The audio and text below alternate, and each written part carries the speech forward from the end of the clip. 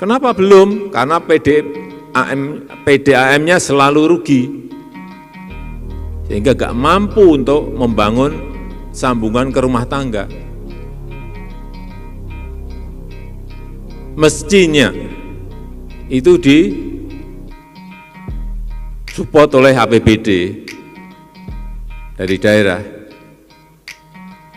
Tapi sampai saat ini tidak ada yang berjalan, itu tambahan sambungan rumah tangga untuk air minum. Tapi jangan semuanya itu pemerintah pusat. Ini kalau didengar impres jalan daerah, impres sambungan ke rumah tangga untuk air minum, alhamdulillah, alhamdulillah, Bapak Ibu ngerjain yang mana, itu harusnya yang mengerjakan daerah. Tapi kalau memang betul tidak sanggup, ya sampaikan ke pemerintah pusat.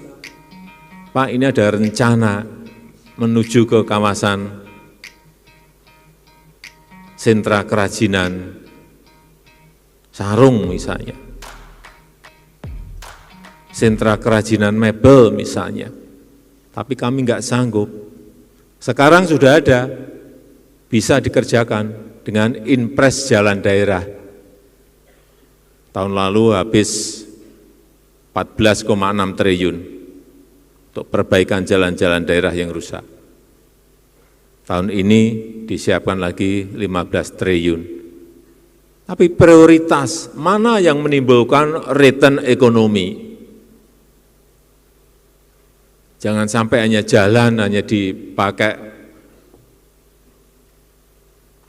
untuk harian saja, tetapi harus ada, oh ini jalan logistik, oh ini jalan menuju ke sentra produktif untuk pertanian, untuk perkebunan, itu produktif dan menimbulkan return ekonomi. Itu yang harus mulai dikalkulasi, mulai dihitung dan kemudian diputuskan di daerah. Waduk misalnya, bukan hanya untuk pertanian saja, tetapi juga untuk air baku. Tapi yang terjadi, pipa utamanya selesai, sambungan ke rumah tangganya yang belum. Kenapa belum? Karena PDAM-nya selalu rugi, sehingga gak mampu untuk membangun sambungan ke rumah tangga. Mestinya itu disupport oleh APBD dari daerah. Tapi sampai saat ini tidak ada yang berjalan, itu tambahan sambungan rumah tangga untuk air minum. Oleh sebab itu kemarin saya sampaikan kepada Menteri Bappenas, ya udah disiapkan lagi impres untuk sambungan rumah tangga yang berkaitan dengan air minum.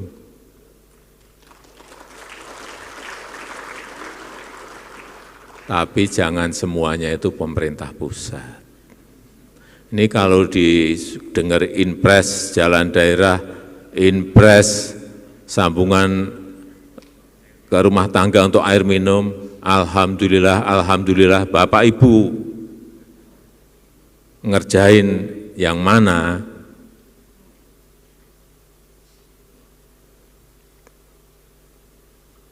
Ini yang harus kita pikirkan bersama-sama agar apa yang kita telah bangun itu betul-betul bisa produktif.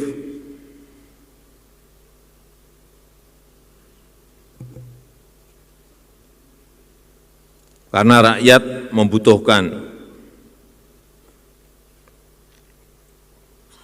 Oleh sebab itu, sinkronisasi penyusunan RKP tahun 25 harus berdasarkan prinsip yang pertama, sekali lagi, programnya harus inline, harus seirama, jangan sampai pusat ke kanan, daerah ke kiri, kehilangan kita akan kehilangan. Semuanya harus inline, semuanya harus seirama.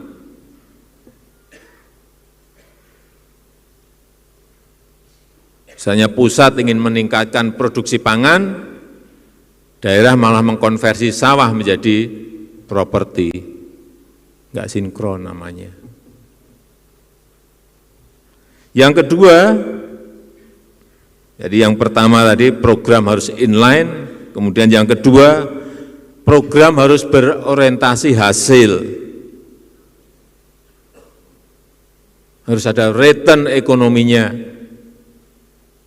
Oleh sebab itu harus fokus, jangan sampai, ini bolak-balik saya sampaikan, yang namanya anggaran itu diecer-ecer kepada dinas-dinas semuanya diberi, nggak ada mana yang skala prioritas nggak jelas. Ada kenaikan 10%, anggaran semua diberi 10%. Nggak jelas skala prioritasnya yang mana.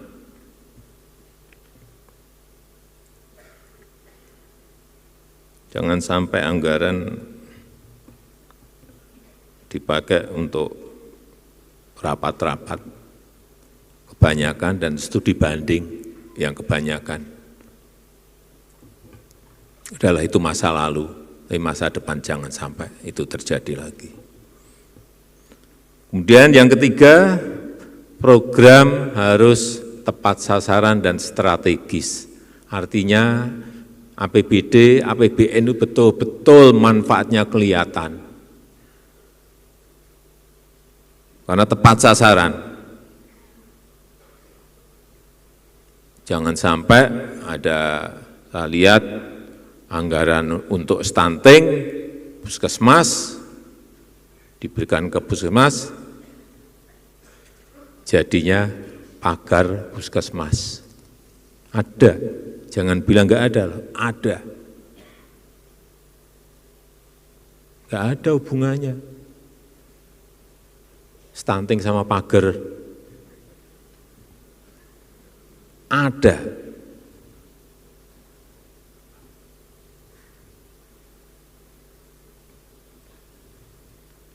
Oleh sebab itu saya berharap Musrenbangnas ini bisa menjadi skrup penyambung agenda pembangunan pusat, provinsi, kabupaten, dan kota, agar semuanya inline, semuanya seirama, dan semuanya tepat sasaran, dan nanti hasilnya betul-betul dirasakan oleh rakyat.